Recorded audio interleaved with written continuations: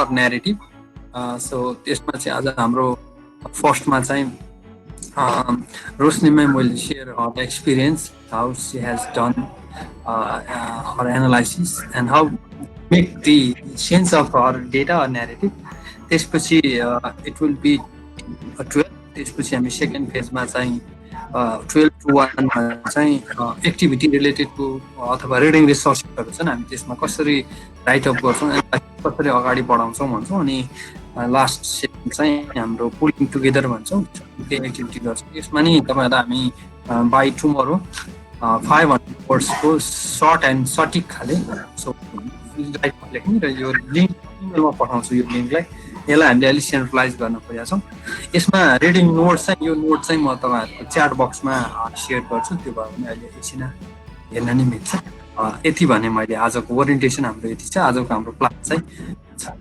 यसपछि म रोशनी म्यामलाई यो माइक्रोफोन ह्यान्डओभर गर्छु मैले चाहिँ मेरो स्लाइड आएन जस्तो छ हो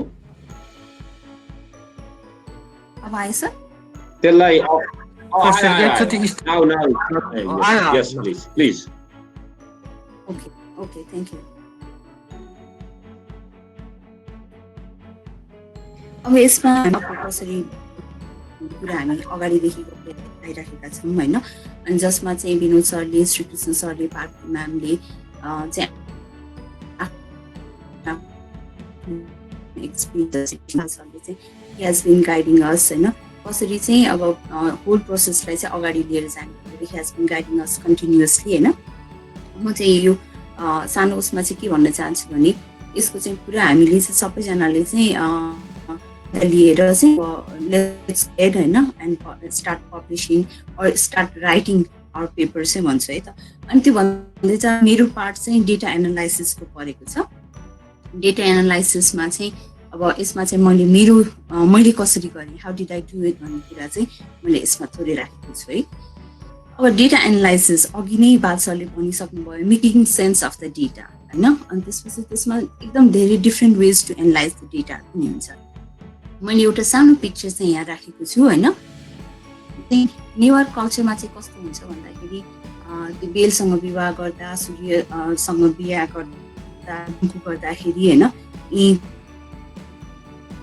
भन्ने चाहिँ यो भिक्षा दिने भनेर यो के भन्छ यसलाई एउटा हुन्छ नेवारीमा होइन यो के भन्छ मैले बिर्सेँ जस भिक्षा दिने भनेर चाहिँ के गरिन्छ भन्दाखेरि चाहिँ फलफुल पैसा कपडा राखेर चाहिँ जसले चाहिँ जसको हो गुफा हो या जङ्को हो यिनीहरूलाई चाहिँ हामीले यो भेटी चढाउँछौँ यो चाहिँ वर्तमानमा पनि गर्ने गर्छ होइन भिक्षा दिने भनेर होइन यो भेटी चढाउँदाखेरि चाहिँ अब हाम्रो डेटा चाहिँ कस्तो हुन्छ भन्दाखेरि यो सबै पाइलअप भएको हुन्छ चामल फलफुल पैसा कपडाहरू सबै यसरी पाइलअप भएको एउटा सानो पिक्चर देखाएँ मैले होइन अब यसमा चाहिँ के गर्दाखेरि डेटा एनालाइसिस गर्नु भनेको यिनीहरूलाई चाहिँ केलाउनु छुट्याउनु होइन केराहरूलाई एक राख्ने स्याउहरूलाई एक ठाउँमा राख्ने सुन्तलाहरूलाई एक ठाउँमा राख्ने पैसाहरूलाई एक ठाउँमा राख्ने चामललाई एक ठाउँमा राख्ने कपडाहरूलाई एक ठाउँमा राख्ने त्यसरी चाहिँ के गरिन्छ भन्दाखेरि चाहिँ सामानहरू त्यो डेटाहरूलाई चाहिँ हामीले चाहिँ एनालाइसिस गर्दै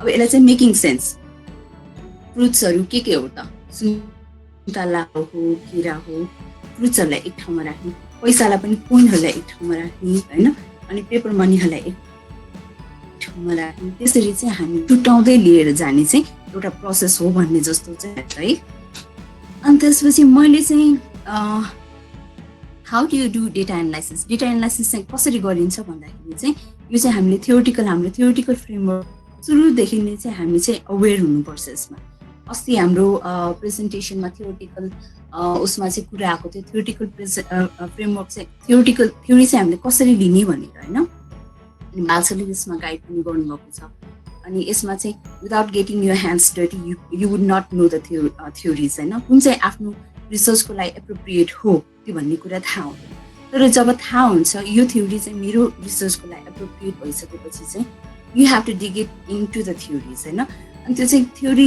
आफ्नो थ्योरिटिकल फ्रेमवर्क माइन्डतिर चाहिँ हाम्रो बेलामा चाहिँ आफ्नो थ्योरीलाई चाहिँ एकदम माइन्डमा राख्नुपर्छ यो कन्स्ट्रक्टिभिजम सक्छ ट्रान्सफर्मेटिभ लर्निङ हुनसक्छ क्रिटिकल फेमिनिजम हुनसक्छ या अरू धेरै होइन सेल्फ एफिकेसीहरू कुराहरू छ होइन त्यो चाहिँ आफूले आफ्नो थ्योरी के हो एनालाइसिस गर्ने बेलामा चाहिँ त्यसलाई चाहिँ माइन्डमा राख्नुपर्छ एउटै डेटालाई पनि यदि मैले कन्स्ट्रक्टिभिजमको थ्रुबाट हेरिरहेको छु भने I make a meaning out of it भने ट्रान्सफर्मेटिभ लर्निङ जुन लेन्सले हेरिराख्नु भएको छ त्यसले चाहिँ it takes out another meaning होइन क्रिटिकल फेमिनिजमले त्यस्तै एउटै डेटालाई चाहिँ हामीले डिफ्रेन्ट किसिमले हेऱ्यौँ भने त्यसमा चाहिँ कुराहरू चाहिँ हामीले निकाल्दै लिएर जान्छ that's why it is very important for us to keep the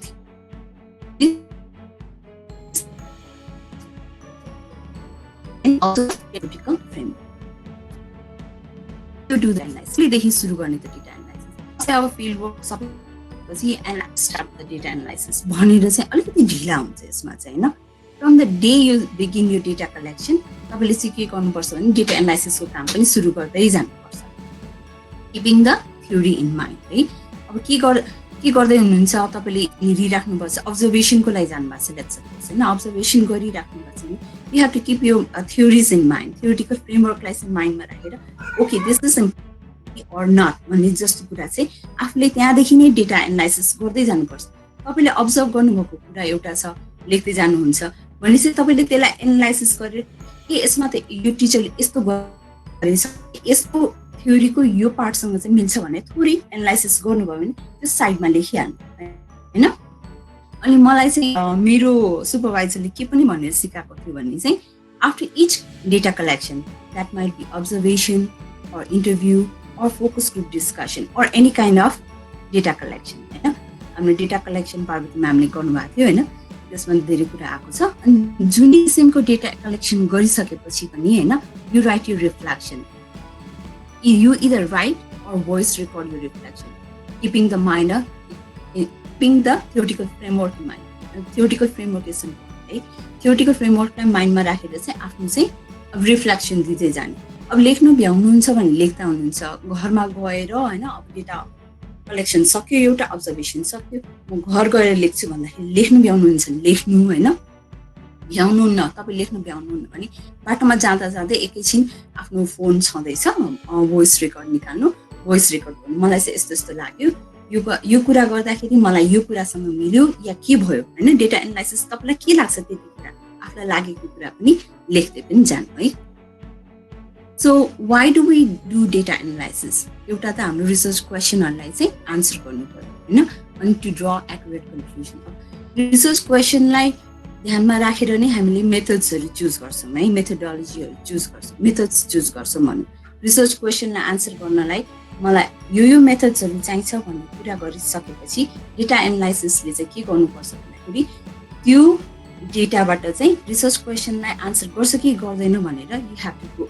always go back and check होइन अनि त्यसको केसेसमा कहिलेकाहीँ चाहिँ के पनि हुनसक्छ भन्दाखेरि as you analyse the data अनि के इन द मेन प्रोसेस चाहिँ जाँदै गर्दाखेरि you have to go back in the beginning chapter 1 मा गएर तपाईँको सबै अगाडिको कुराहरू सबै हेर्दै जाँदाखेरि रिसर्च क्वेसनलाई पनि कहिलेकाहीँ चाहिँ not always but sometime when यो data does not answer the research question अनि डेटाले चाहिँ अर्कोतिर मोडिरहेछ भने sometime you might have to modify the research question but taking the consulting with यो सुपरभाइजरहरूसँग मिलेर चाहिँ होइन यस्तो यस्तो आएछ भनेर कहिलेकाहीँ चाहिँ रिसर्च क्वेसनलाई समेत पनि कहिलेकाहीँ मोडिफाई गर्नुपर्छ बट नट अलवेज है but you have to be very focus from the beginning होइन के गर्दाखेरि हुन्छ रिसर्च क्वेसन के छ त्यसको मेथड्सहरू ठिक छ भने चाहिँ the data would definitely be the answer to your research question अनि मैले अब चाहिँ मेरो प्रोसेसमा चाहिँ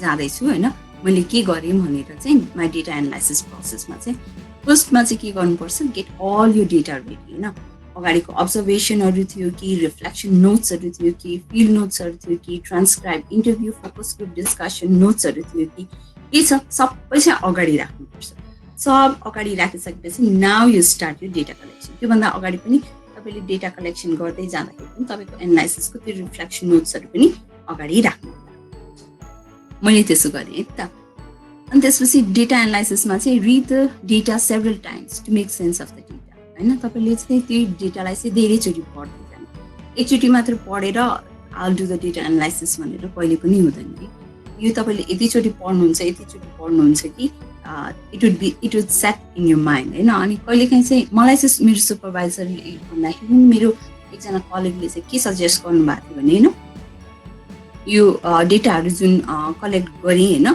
ट्रान्सक्राइब गर्ने काम चाहिँ आफैले गर्नुपर्छ होइन. किनभने कहिलेकाहीँ चाहिँ अब एकदम धेरै काम हुन्छ आफ्नो, ट्रान्सक्राइब गर्नलाई धेरै बेर लाग्छ. 10 मिनटको फाइललाई 1 घन्टा लाग्छ भने त्यो टाइम चाहिँ म दिन सक्दिनँ भन्ने जस्तो लागेर कसैलाई काम त्यो दियो भने चाहिँ त्यो चाहिँ पछि गएर चाहिँ आफूलाई नै डेटा एनालाइसिस प्रोसेसमा चाहिँ यो गाह्रो हुन थाल्छ.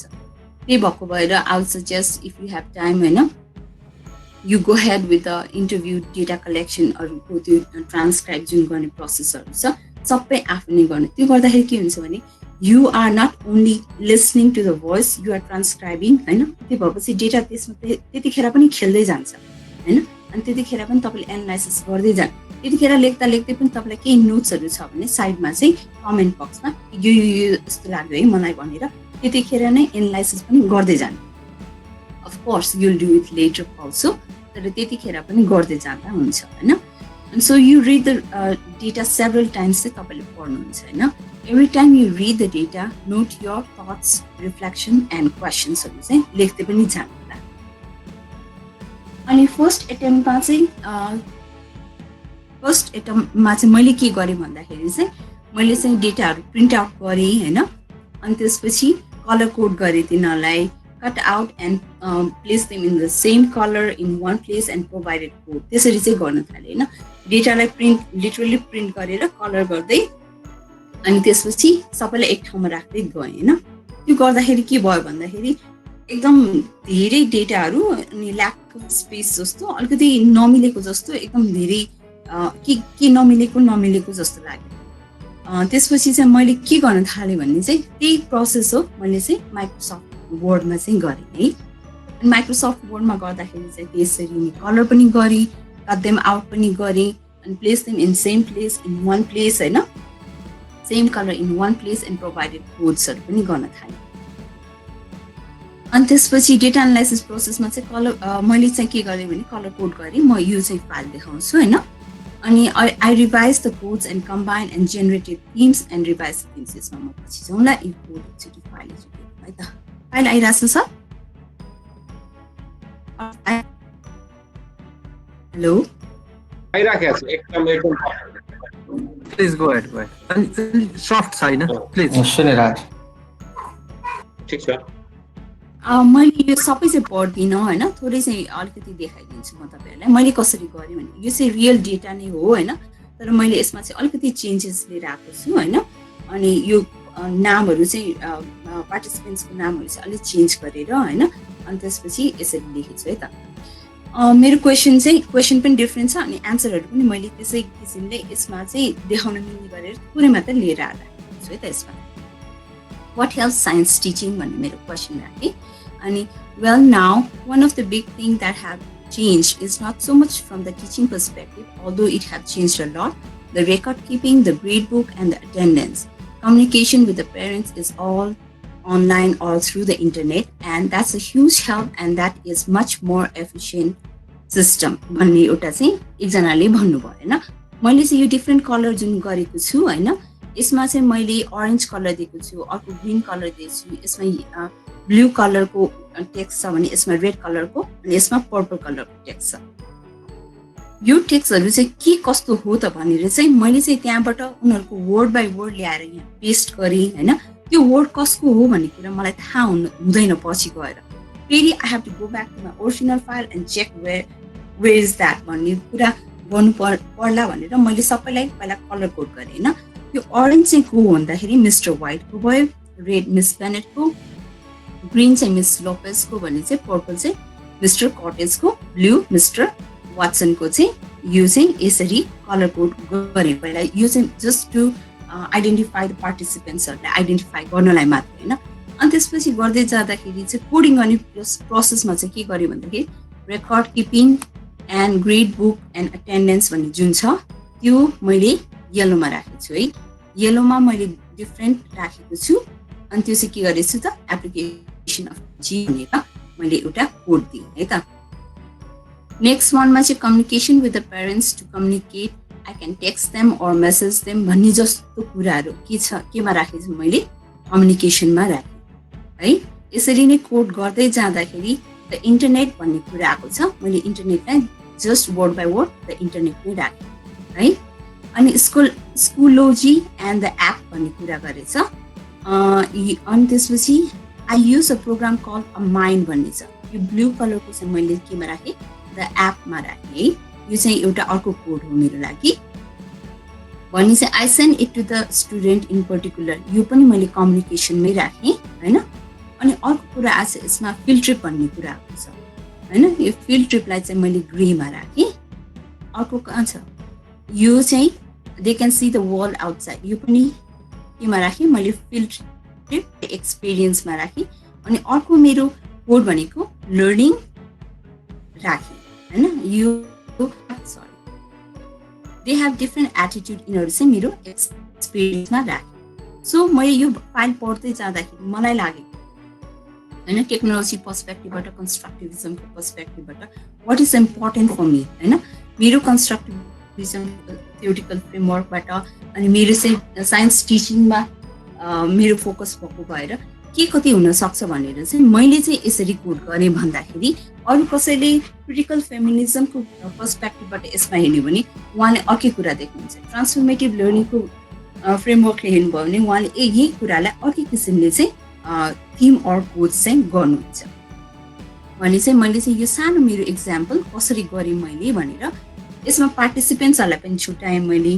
अब यो हेर्दै जाँदाखेरि यो कसले भन्यो भन्दाखेरि कम्युनिकेसन कसले भन्नुभयो यो भन्दाखेरि चाहिँ यो मेरो ग्रिन चाहिँ कसले भन्नुभयो त मिस लोपेजले भनेको भन्ने मलाई ठ्याक्क थाहा हुनुभयो। रेड चाहिँ कसले बेनेटले गर्नुभयो भन्ने कुरा चाहिँ यसबाट चाहिँ मलाई थाहा हुन्छ।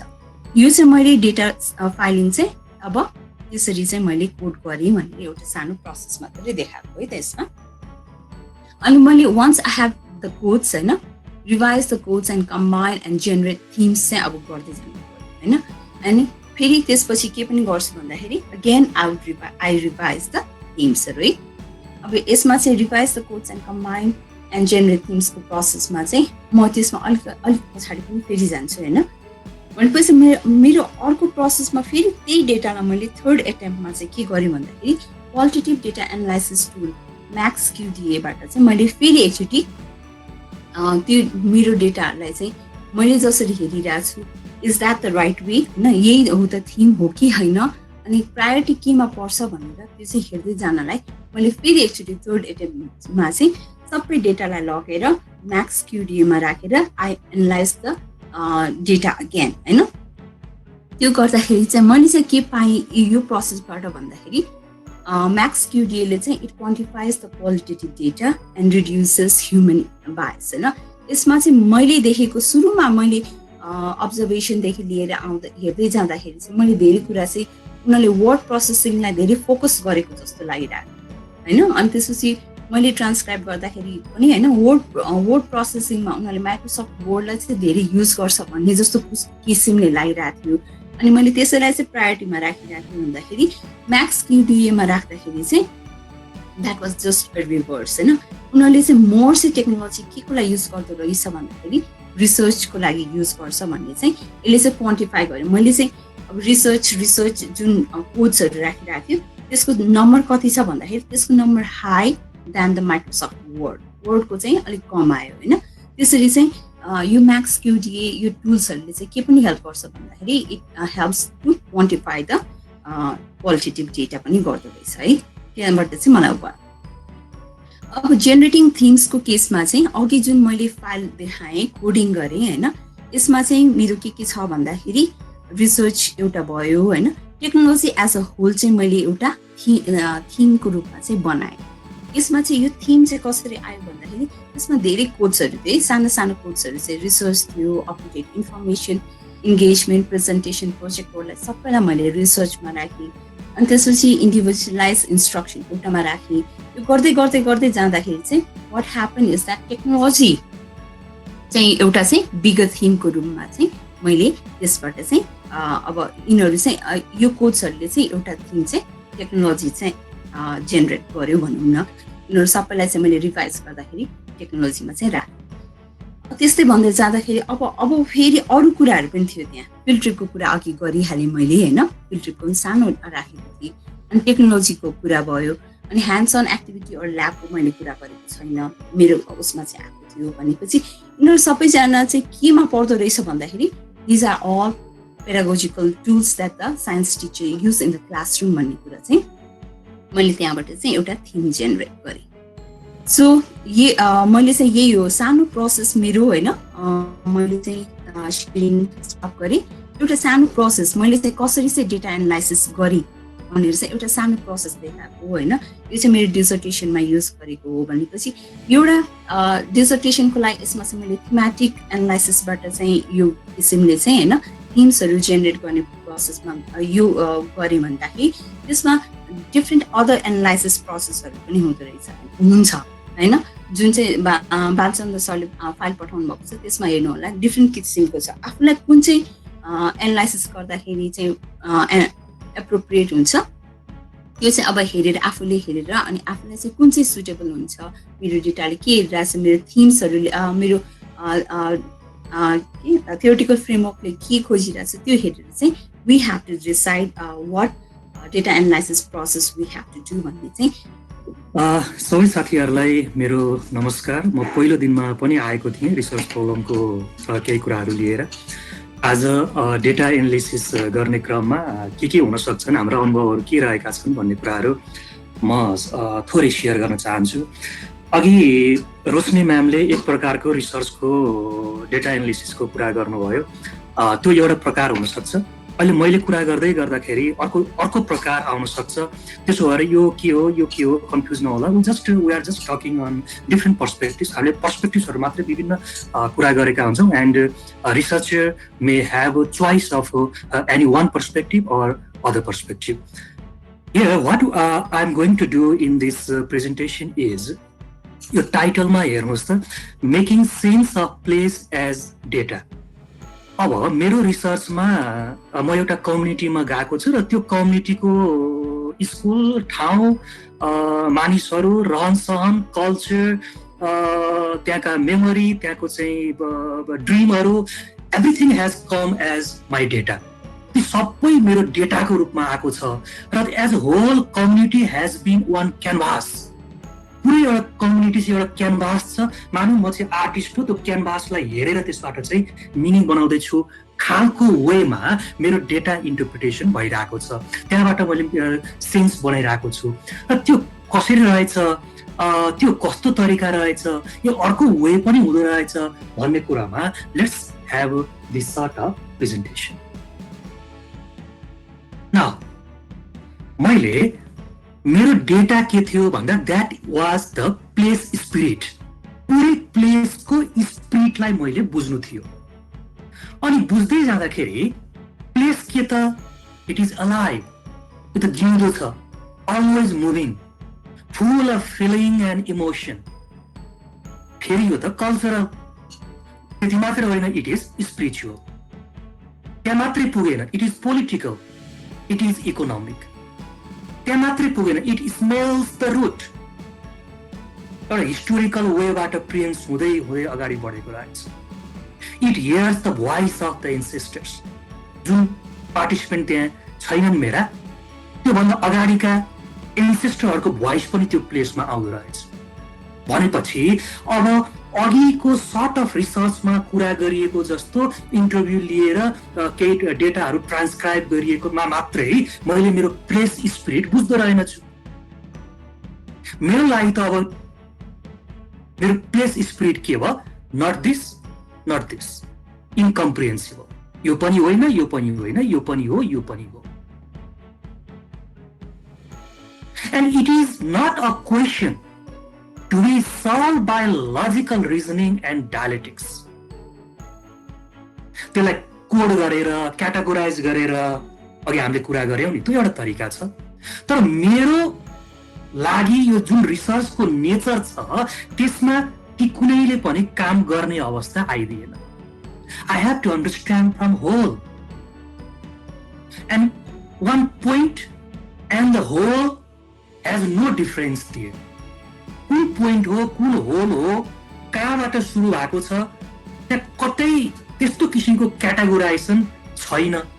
त्यो गर्दै गर्दाखेरि मैले यहाँबाट सुरु गर्नु पर्यो। त्यसो भए के त लजिकले पनि काम नगर्ने भयो, डायलेक्टिक्स रिजनिङहरूले पनि काम नगर्ने भयो, अथवा थोरै काम गर्ने भयो। मैले जुन प्लेस स्पिरिट लिन खोजिरहेको छु त्यसो भए कसरी त? Now the challenge was there. Then the way was wisdom for me.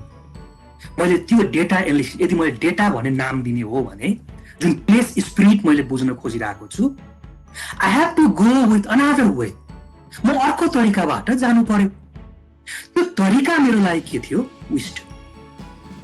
अब अघि साइन्टिफिक स्ट्यान्डर्ड लिटरेचरमा डेटा एनालिसिसलाई जसरी बुझिएको छ, I have to find another way. त्यो वे भन्दा अर्को वे मैले हिँड्नु पर्यो। म कसरी हिँडे म थोरै यहाँहरूलाई सेयर गर्छु।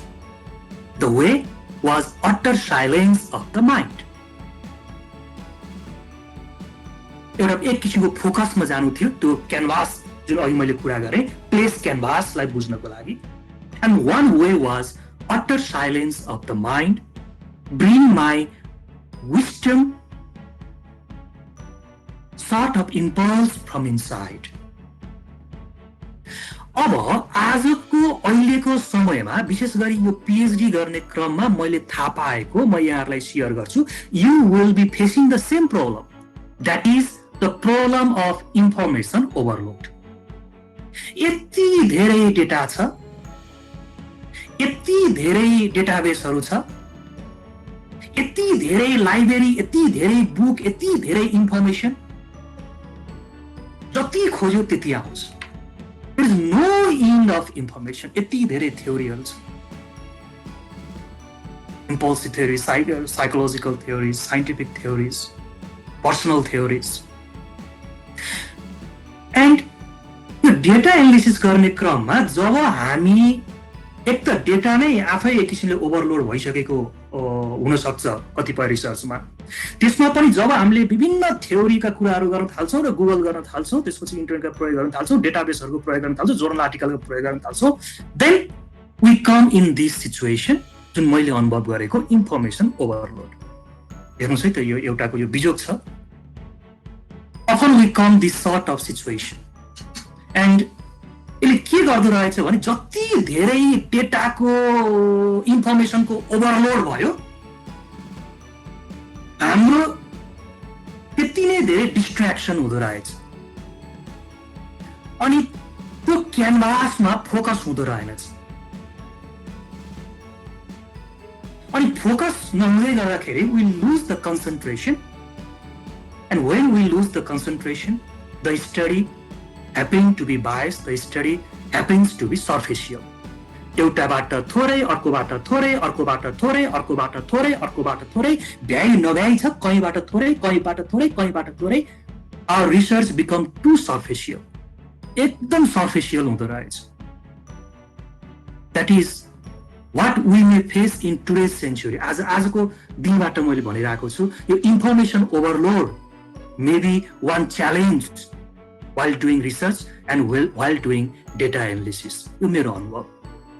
And this challenge is always there to deprive us from focus, from attention and from wisdom making. यसले चाहिँ त्योबाट चाहिँ डिप्राइभ गरिदिँदो रहेछ। Then what I choose the way, मैले अहिले गर्दै गरेको जुन वे छ, मैले यो बालसरसँग पनि पटक पटक बसेर सेयर गरिरहेको छु, गर्ने क्रममा छु। The way to wisdom for me, म मेरो अहिले गर्दै गरेको पेपरमा रिसर्चमा बसेर कुरा गर्दैछु। There may be many other ways. त्यो बेलामा त्यो अवस्थामा मेरो वे थियो टु प्रेजेन्ट माइसेल्फ इन योगस्था situation, harnessing energies by the most intense concentration on my canvas. To place where it is like a canvas with many colors, multiple colors are there. त्यो multiple colour भएको, हिजो पार्थु म्यामले colourful mess भन्दै हुन्थ्यो, my canvas is a colourful mess, उहाँकै ल्याङ्ग्वेजलाई प्रयोग गरिदिने हो। अब त्यो colourful mess canvas where I am there to find the place spirit, मैले के गर्दैछु, I am as a researcher, I am in Yogastha position, harnessing energy by the most intense concentration on the canvas. And म त्यो क्यानभासमा पुरा concentration गर्दैछु, without any sort of distraction from other means and multiple information that comes from outside. त्योबाट मैले पुरा आफूलाई distract गर्दैछु र त्यो क्यानभासमा कन्सन्ट्रेसन गर्दैछु. Here I am there to use my mind and be aware what is there in the canvas. I go to myself. I use my mind, and there I use the presence. Presence may happen from body and action. मैले के गरिरहेको छु, त्यहाँ के क्रियाकलापहरू गरेँ, मेरा मुभमेन्टहरू कस्तो भयो, मेरो सोमेटिक एक्सपिरियन्स कस्तो भयो. I become complete presence on my days in the field. त्यो फिल्डमा मेरो जति दिन गुजराहरू भए एज अ रिसर्चर, त्यहाँ मैले के गरेँ, मेरो प्रेजेन्स कस्तो भयो, मुभमेन्ट कस्तो भयो, I be complete present in the moment. Then I see it with compassion.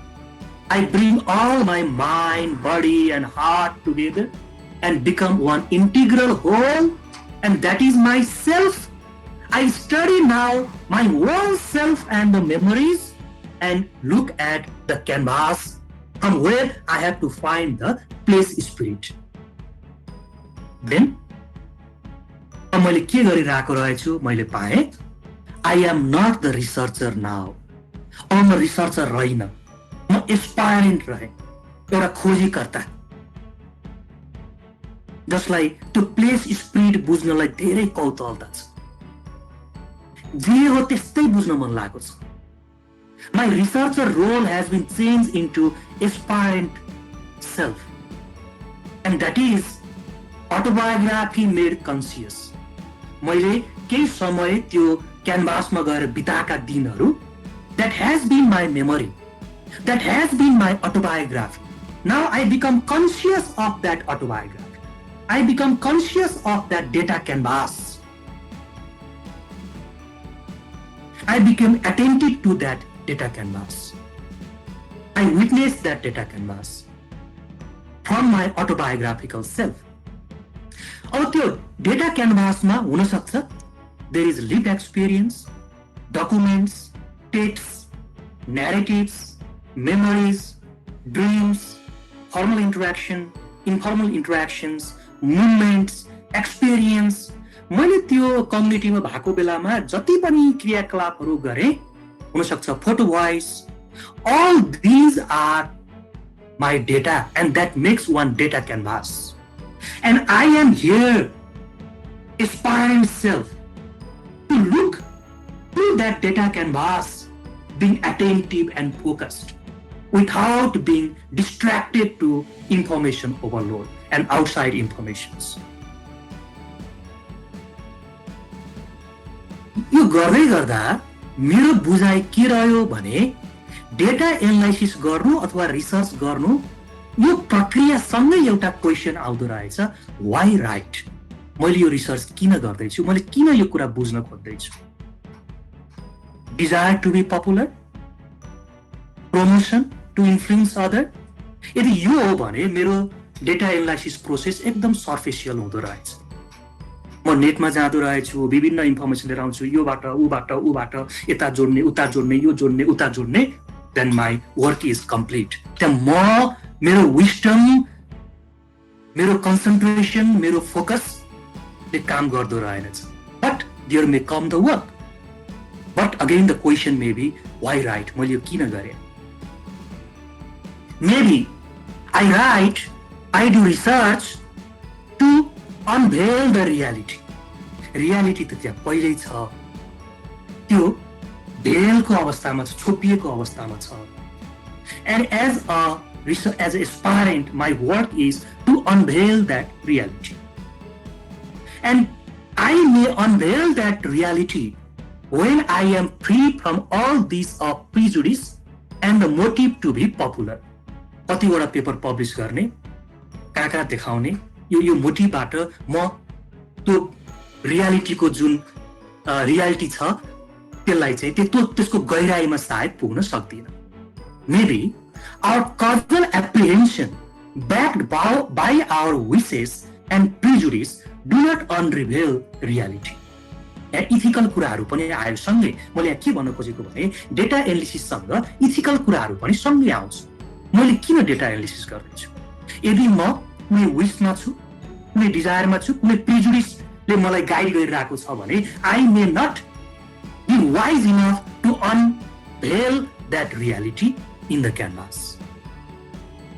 अब कसरी जान सक्दिरहेछु त? मेबी हुनसक्छ utter silence of the mind.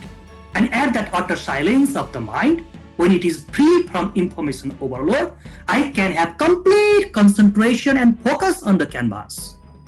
The stillness and emptying of self-promoting ego produces wisdom. मेरो बुझाइ त्यो रह्यो. Maybe in this wisdom, we grow into our true being. त्यसो भए कन्क्लुजनमा डेटा एनालाइसिस के त? आज म जहाँ छु मेरो लागि डेटा एनालिसिस भनेको it is an unwavering, unbiased focused at the data canvas, which is a means for wisdom, which is to unveil the reality, but not other selfish motive and the motive for popularization and self-promoting egos. In this way, I am doing my sort of research these days. मैले just share मात्रै गरेँ. अघि तपाईहरुले जुन सुन्नुभयो, that is one standard way of making research and data analysis. And this is another option for data analysis and making research. You may go through any choice. कुनै एउटा choice अथवा यो भन्दा धेरै अरु choiceहरु पनि तपाईले लिन सक्नुहुन्छ.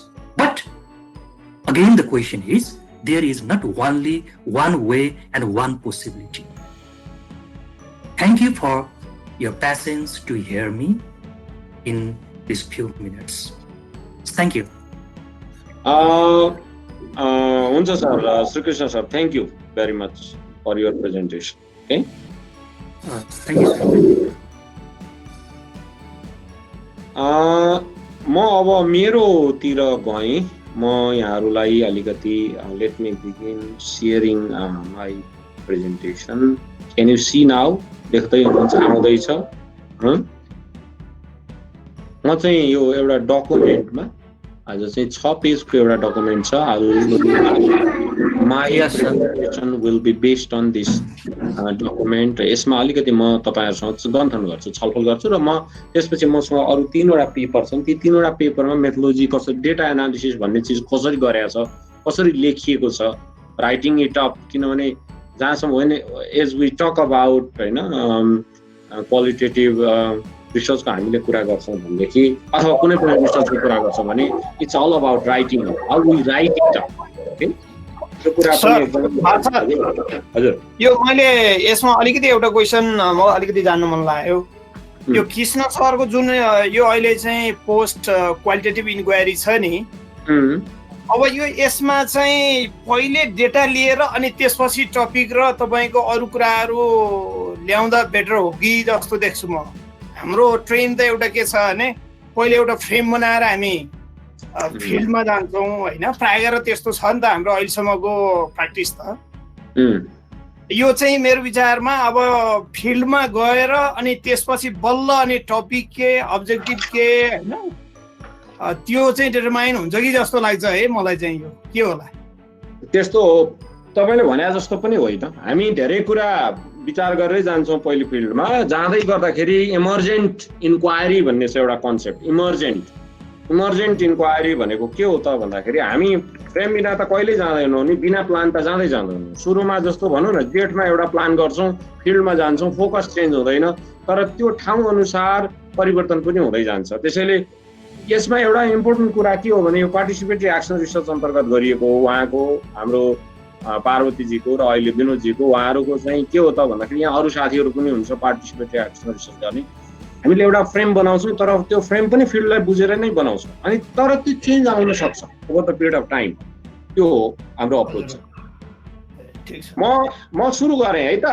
यहाँ चाहिँ यो एकजना डोनाल्ड ऱ्याडक्लिफ भन्ने मान्छेले, यिनी एकाडेमिसियन नै हुन्, यिनले चाहिँ रिसर्चर हुन्, यिनले चाहिँ एउटा 15 methods of data analysis in qualitative research, इन्टरनेटमा पनि पाउँछ यो चाहिँ आई बिन युजिङ दिस। अब अलिकति सबैलाई थाहा होस् भन्ने हिसाबले के छ त बेसिक यो खास गरी क्वालिटेटिभ रिसर्चको डोमेनमा वाट क्यान बी डन भन्ने कुरालाई चाहिँ आइ एम जस्ट समराइजिङ। किनभने एउटा अब डाटा एनालिसिसको सेसन 2-3 घन्टाको सेसनले पुग्दैन, यो तपाईँहरूलाई हाम्रो इन्करेजमेन्ट मात्रै हो। तपाईँहरू म्यानुस्क्रिप्ट तयार गर्दाखेरि कसरी गर्ने रहेछ, के रहेछ भन्ने कुरो it's kind of basic information.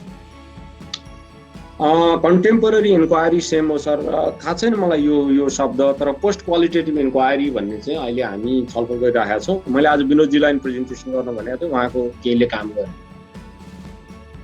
Thank you once again. Thank you very much for your presentation, Roshani ma'am. You have shown a clear example as to how people can do this type of analysis, because I am sure कि many of you are doing this type of analysis. अनि अर्को श्रीकृष्णजीलाई पनि धेरै धेरै धन्यवाद, किनभने त्यो गर्ने साथीहरू पनि यहाँ हुनुहुन्छ जो हुनुहुन्छ।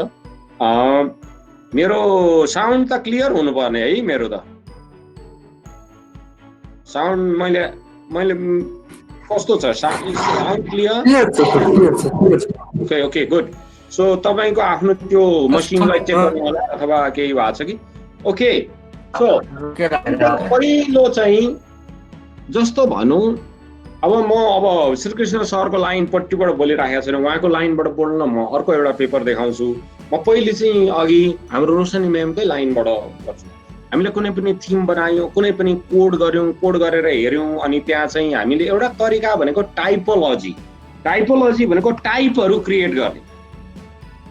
यो के हुन सक्छ, कति प्रकारका टिचर रहेछन् भनेपछि धेरै टिचरहरूको क्लास अब्जर्भ गरेर ल टाइप एमा यस्तो रहेछ, टाइप बीमा यस्तो रहेछ, टाइप सीमा यस्तो रहेछ। तपाईँको चाहिँ कोडिङ गर्दा, थेमाटाइजिङ गर्दा तपाईँ टाइपोलोजीतिर जानुहुन्छ कि टाइप पत्ता लगाउनुहुन्छ त्यहाँबाट, त्यो एउटा तरिका हुनसक्छ।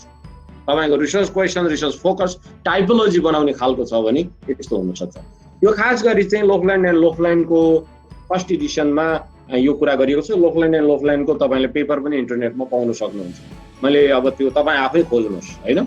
यसपछि जस्तो एक्ट भयो, एक्टिभिटिज भयो, मिनिङ्स भयो, पार्टिसिपेसन भयो, रिलेसनसिप भयो, सेटिङ्स भयो, यी कुराहरूलाई कन्सिडर गरिन्छ।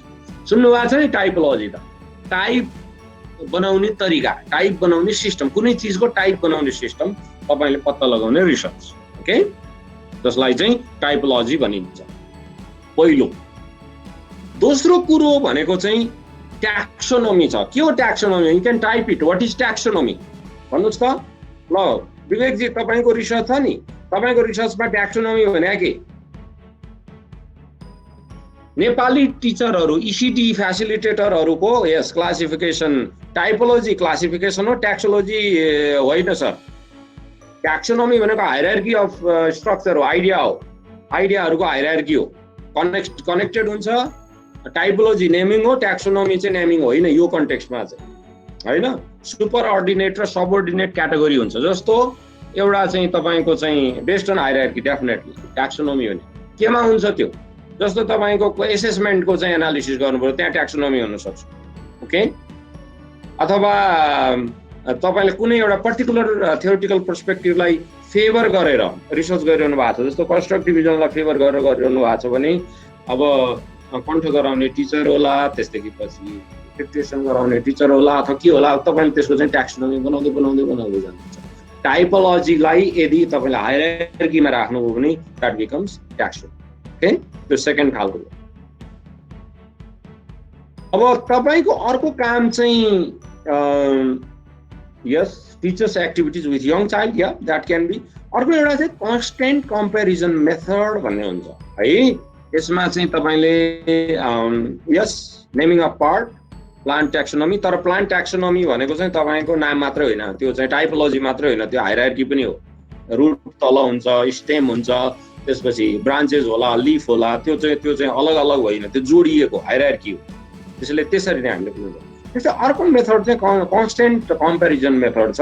यो चाहिँ ग्राउन्डेड थियोरी भन्नेमा युज हुन्छ। यसमा चाहिँ अब धेरै जसो हामी डेटा स्याचुरेसन नहुन्जेल डेटा लिइरहन्छौँ भन्ने कुरा हुन्छ। जस्तो एउटा यहाँ चाहिँ तपाईँलाई यो लिस्टहरू हेर्नुहोस्।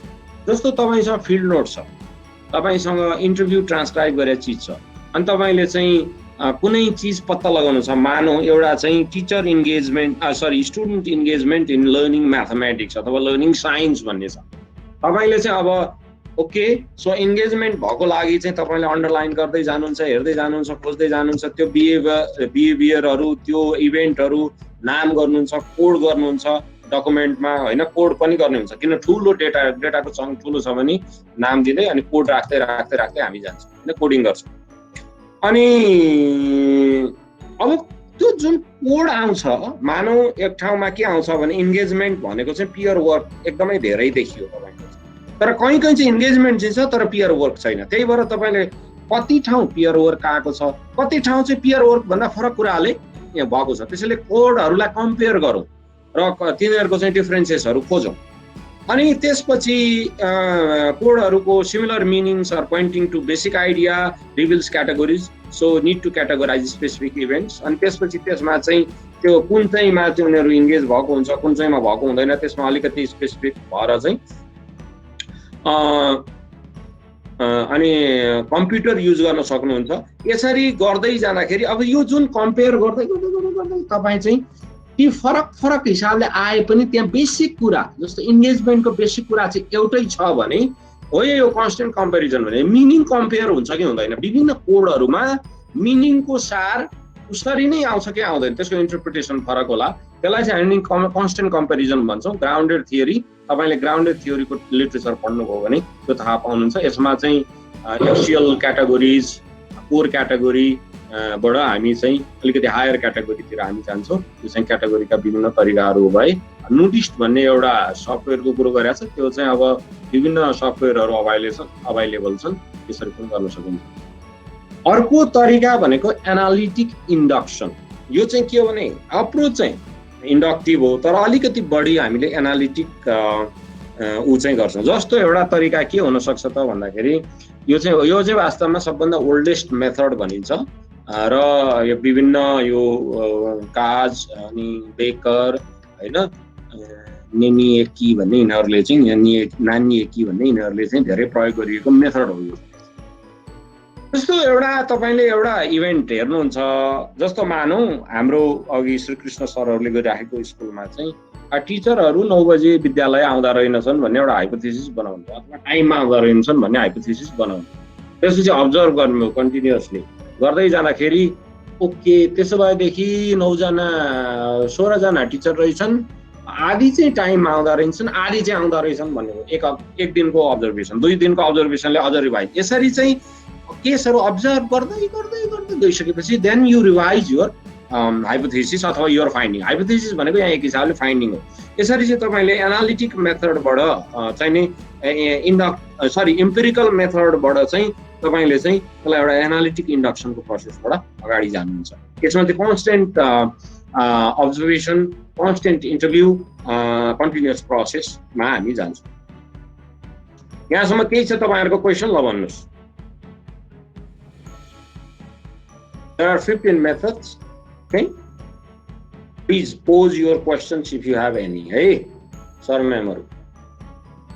I'm more than happy to respond your questions. है ना? ये सोधनु भएको छ यहाँ भने. Okay, ठीक छ. That's all right.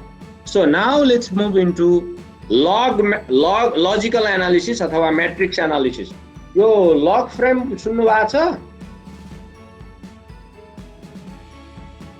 कुनै पनि डेटा हेरिसकेपछि कुनै पनि फिल्डमा गएर अब तपाईहरुले अर्जुनजीले चाहिँ अब लग फ्रेमलाई एकदम क्वान्टिटेटिभ मात्रै बुझ्नुभयो होला क्वालिटेटिभमा पनि प्रशस्त युज गर्न सकिन्छ तपाईले डेटा ल्याइसकेपछि फिल्ड नोट ल्याइसकेपछि मानौ कुनै प्रोसेस एउटा विद्यालयमा डिसिजन मेकिङ कसरी हुन सक्छ भनेर चाहिँ तपाईले 3 दिन 4 दिन 5 दिन एक हप्ता अब्जर्भेसन गरेर एउटा लग मेट्रिक लग फ्रेम बनाउन सकिन्छ ओके यहाँबाट जाँदो रहेछ प्रोसेस एउटा लजिकल टेबल आउँछ त्यहाँबाट ओके त्यसैले यसमा चाहिँ फ्लो चार्ट बनाउन सक्नुहुन्छ डायग्राम बनाउन सक्नुहुन्छ अनि पिक्चोरियल कुनै कुरालाई प्रेजेन्ट गर्न सक्नुहुन्छ रिटन डिस्क्रिप्सन पनि हुन सक्छ यो चाहिँ reasoning process logical reasoning process हो कसरी कुनै चीज हुन्छ त अब काइन्ड अफ कजेसन के हुँदा के हुन्छ okay self develop yes you can develop matrix okay अघि रोशनी म्यामले अलिकति इन्डिकेट गर्नुभयो त्यो ब्याक्स युडिएले चाहिँ क्वान्टिफाई पनि गर्छ थिमहरूलाई। त्यसैलाई हामी चाहिँ क्वाजाइ स्ट्याटिस्टिक्स भन्छौँ। धेरै पहिलेदेखि प्रचलनमा छ यो क्वालिटेटिभ रिसर्चमा पनि तपाईँले क्वान्टिटेटिभ इन्फर्मेसन युज गर्न सक्नुहुन्छ। So count the number of times something is mentioned in field notes is very rough estimate of frequency. Howard ब्रेकरले यो युज गरेको छ। त्यस्तै लेम्कम्टे र प्रेसलले पनि इन्युमरेसन जस्तो भनौँ न कुनै एउटा ठाउँमा बसेर कुन रङको गाडी कतिपटक आउँछ यो सोशल रिसर्चमा गर्ने गरिन्छ अनि त्यसको डिस्क्रिप्सन एनालिसिस हुन्छ। तर क्वाजाइ स्ट्याटिस्टिक्स यो is not fully statistics but it is half way statistics. यस्तो पनि गर्न चाहिँ मिल्छ, नमिल्ने होइन। ओके, यहाँसम्म के छ तपाईँहरूलाई अर्थ दिइरहेको छ? Does it make sense?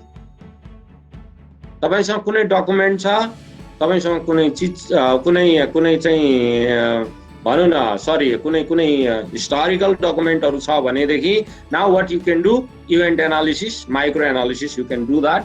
यसमा चाहिँ फ्रेडरिक एरिक्सन, अर्विन गोफमेन जसले चाहिँ फ्रेमको कुरा गर्छ होइन। लाइफ एउटा दिन भनेको चाहिँ फ्रेममा बाँड्न सकिन्छ। जसरी अघि अहिले हामी भिडियोको फ्रेमको कुरा गर्छौँ, यो भिडियो आउनुभन्दा धेरै अगाडि यो मेथडको कुरा भयो। त्यसले फ्रेम एनालिसिस भन्छ उसले, अर्विन गोफमेन होइन। Frederick Erickson, Kurt Lewin, Edward हलले चाहिँ इभेन्ट एनालिसिसको कुरा गर्छ। मिक्स्ड मेथड होइन quasi statistics, is not mixed method. It's within the frame of qualitative research you can still use quasi statistics है। यो इज नट नेसेसरी, तपाईँले काउन्ट गर्न सक्नुहुन्छ कुनै चिजलाई। So emphasis is on finding precise beginnings and endings of events by finding specific boundaries and things that mark boundaries or events, specifically oriented towards film and video. After find boundaries, find phases in event and repeated viewing. अब खास गरी तपाईले मानव एउटा क्लासरुमको video खिच्नुभयो भनेदेखि त्यसलाई तपाईँले चाहिँ इभेन्ट एनालिसिसको फ्रेमवर्कबाट गरिन्छ। खास गरी यो फिल्ममा हुन त यो अर्विन गोफमेनले धेरै पहिले भने हो, तर अहिले चाहिँ हामी फिल्म गरिएका मेटेरियलहरू कसैले फिल्डबाट चाहिँ भिडियो लिएर आयो भनेदेखि भिडियो एनालिसिसहरू कुनै इभेन्ट लिएर आयो, त्यो इभेन्ट कसरी भएर छ, कहाँबाट सुरु गरेर कहाँ एन्ड भयो, कति एपिसोडहरू त्यहाँ हुन सक्छन्, कसले के भन्यो, कुन कन्टेक्स्टमा भन्यो। त्यसैले चाहिँ भिडियोको कन्टेक्स्टमा भिडियो एनालिसिसमा छ है इभेन्ट एनालिसिस, जसलाई माइक्रो एनालिसिस पनि भनिन्छ होइन। सानो कुराहरू, मोमेन्टहरू, बडी ल्याङ्ग्वेजहरू त्यो चाहिँ भिडियोमा हेरेर एनालिसिस गर्ने हुन्छ। यसमा चाहिँ वल्फ माइकल रथ, केन टोबिन यिनीहरूले पनि प्रशस्त युज गरेको मैले चाहिँ देखाएको छु। उनीहरूले पनि सर्टेन उसमा चाहिँ जस्तो साउन्ड कसरी ड्रप भयो, बडी ल्याङ्ग्वेज कस्तो छ त्यो पनि हेरेर एनालिसिस गरेको पाइन्छ। अर्को चाहिँ मेटाफोरिकल एनालिसिस। ओके, सो यहाँहरूले कतिको सुन्नु भएको छ त? मेटाफोर सुन्नु भएको छ? मेटाफोर भने के हो? What is metaphor? अङ्ग्रेजीको प्रशस्त साथीहरू हुनुहुन्छ, तपाईँहरूलाई थाहा छ मेटाफोर भने के हो? Okay, knowing one thing in terms of other. Okay, यसमा चाहिँ जस्तो भनौँ न स्कुल एज अ जेल भन्यो भने, school is like a jail भन्यो भने बिम्ब खोज्ने क्या, कसले के बिम्ब युज गरेको छ, who is using what type of बिम्ब। Yes, my girlfriend is rose, is like a rose. Rose र गर्लफ्रेन्ड अलग हुन्, तर गर्लफ्रेन्डलाई बुझ्नलाई रोज भन्यो होइन। रोज भनेको चाहिँ अब तपाईँको गुलाब जस्तो हुन्छ, गुलाबमा चाहिँ अब रातो हुन्छ अथवा कुन कलरको हुन्छ। So you can make a kind of figure of speech that stands for something else. Yes, तर यो चाहिँ एभ्रिडे युजमा प्रयोग हुन्छ। फेरि एकदमै यो रेटोरिकल फ्लरिसको लागि मात्रै अथवा लिटरेरी उसको लागि मात्रै युज गरिँदैन। It is we use in everyday life होइन, सधैँ युज गर्छौँ हामी। वी स्पिक मेटाफोरिकल होइन। अब टिचरहरू जस्तो भनौँ न, आज चाहिँ अब ढाँट्नु पर्यो क्लासमा गएर भन्छन् नि, द्याट्स अल्सो मेटाफोर होइन। So teacher is guard, teacher एउटा चाहिँ मालिज हो भन्छौँ हामी, दिज आर मेटाफोर्स। त्यसैले हाम्रो कामै के हुन्छ भने मेटाफोरहरूको एनालिसिसको कुन कन्टेक्स्टमा कस्ता मेटाफोरहरूको युज भयो कुनै कुरालाई बुझ्नलाई होइन। अब चाहिँ त्यसैले try on various metaphors and see how well they fit in what is observe. So yes, can also ask participant for metaphors and listen for spontaneous metaphors. Hallway is a highway. Hallway is a highway. Okay? त्यस्तै highway, hallway-लाई highway-को रूपमा मानियो. त्यस्तै like highway in many ways, traffic intersections teaches is police. त्यसैले हामीले hallway जसलाई चाहिँ lecture हलहरू भन्छौँ, त्यो चाहिँ अब त्यहाँ चाहिँ त्यो कन्सेप्ट यदि हाइवे मान्ने हो भने हाइवेमा के हुन्छ, ट्राफिक हुन्छ, इन्टरसेक्सन हुन्छ, टिचरलाई पुलिसको रूपमा हेर्न सकिन्छ. त्यसैले चाहिँ यसरी जस्तो कहिलेकाहीँ यो क्वालिटेटिभ रिसर्चमा check validity of metaphor with participants member check गर्छौँ हामी. पार्टिसिपेन्टमा गएर चाहिँ तपाईँले बोलाएर ठिक छ कि छैन भनेर चेक गर्ने. This is also a metaphorical statement some sort of. अर्को यहाँसम्म इज मेकिङ सेन्स? तपाईँहरूलाई के लाग्दैछ? Any sort of your comments, ideas केही छ? ओके. अर्को कुरा चाहिँ अब यसपछि जब हामी मेटाफोरिकल एनालिसिसको कुरा गर्छौँ, त्यसपछि हामी केमा जान्छौँ भन्दा domain analysis of language of people in a cultural context. So domain analysis भने चाहिँ कुनै पनि कल्चरल कन्टेक्स्ट, जस्तो एउटा कुरो भनौँ कार्पेन्टरहरूले कसरी कुरा गर्दा रहेछन् होइन, टिचरहरूले नेपाली टिचरहरूको ल्याङ्ग्वेज म्याथ टिचरहरूको ल्याङ्ग्वेज फरक हुन सक्छ, अथवा एउटा भेगको एउटा स्कुलको भाषा र अर्को स्कुलको अर्को कन्टेक्स्टको अर्को स्कुलमा प्रयोग गर्ने दैनिक भनौँ न डे टु डे उसमा प्रयोग गरिने भाषिकाहरू फरक पर्न सक्छ. So describe social situation and cultural patterns within it. यसलाई खासमा सेमान्टिक रिलेसनसिप होइन, यो चाहिँ उनीहरूको मिनिङसँग होइन, यसलाई चाहिँ मिनिङसँग के रिलेसन छ, कसरी कुनै कुरालाई कसरी रिप्रेजेन्ट गर्छन्. जस्तो अब हामीले के भन्छौँ भने तपाईँले नेपालीमा लेखेको कुरो बुझिएन भन्छौँ नि, अङ्ग्रेजीमा मिलेन भन्छौँ, किनभने हामीले चाहिँ semantically we are representing a particular domain of language होइन, हामीले पर्टिकुलर कल्चरल प्याटर्नलाई रिप्रेजेन्ट गरिरहेको छौँ. जस्तो फोक डोमेन्स, जस्तो जनजीवनको जिब्रोमा mixed domains, analytic domains, researchers terms for domains. अब रिसर्चरले प्रयोग गर्ने भाषा अलिकति रिसर्चरको र अलिकति दैनिक जनजीवनमा प्रयोग हुने भाषाको मिक्स्ड. त्यसैले कस्तो खालको तपाईँले चाहिँ हेर्न खोज्या भने यहाँ स्टेपहरू छन्, यी स्टेपहरूमा त्यति धेरै आवश्यक नहोला. अब अर्को चाहिँ नि हामी के कुरा गर्दैछौँ त भन्दाखेरि हर्मेन्युटिकल एनालिसिस, त्यसको कुरा गर्दैछौँ. यसमा चाहिँ के हुन्छ त भन्दाखेरि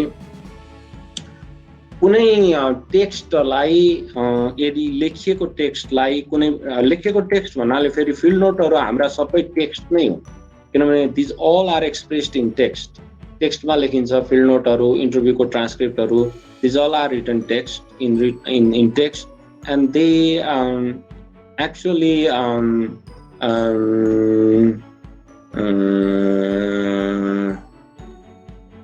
ती टेक्स्टहरू चाहिँ के हुन्छन् त भन्दाखेरि they are analyze in some ways होइन. त्यसैले यसमा चाहिँ खासमा अब्जेक्टिभ मिनिङ भन्दा पनि meaning of the text for people in situation, कुन कन्टेक्स्टमा तयार भएको. जस्तो भनौँ न, तपाईँले मानव महाकाली अञ्चलको 15 जना टिचरहरूलाई is it story making process होइन. यो चाहिँ यो हर्मेन्युटिक एनालिसिस, यो चाहिँ जस्तो भनौँ न महाकालीका टिचरहरूलाई इन्टरभ्यू लिनुभयो अनि त्यहाँका टिचरहरूले चाहिँ जे कुरा भने त्यसलाई त्यो कन्टेक्स्टमा एनालिसिस गर्नु पर्यो क्या. होला अरू कन्टेक्स्टसँग नि अलिअलि मिल्ला. त्यसैले making text in the context अलिकति त्यतातिर जोड दिएको हो. अब फेनोमेनोलोजीको हर्मेन्युटिक फेनोमेनोलोजी अलिक फरक हो, तर हर्मेन्युटिकल एनालिसिस भनेको चाहिँ टेक्स्टलाई चाहिँ हामीले गर्ने हो. Try to back itself in our story, tell their story not yours भन्छ. यसमा चाहिँ उनीहरूको कथा भन्ने हो. कथा मेकिङ भन्नुभयो, अब हुन पनि सक्छ, तर एक्सक्लुसिभली यो न्यारेटिभ इन्क्वायरी चाहिँ सच होइन, तर यहाँ स्टोरी मेटाफोरिकल हो.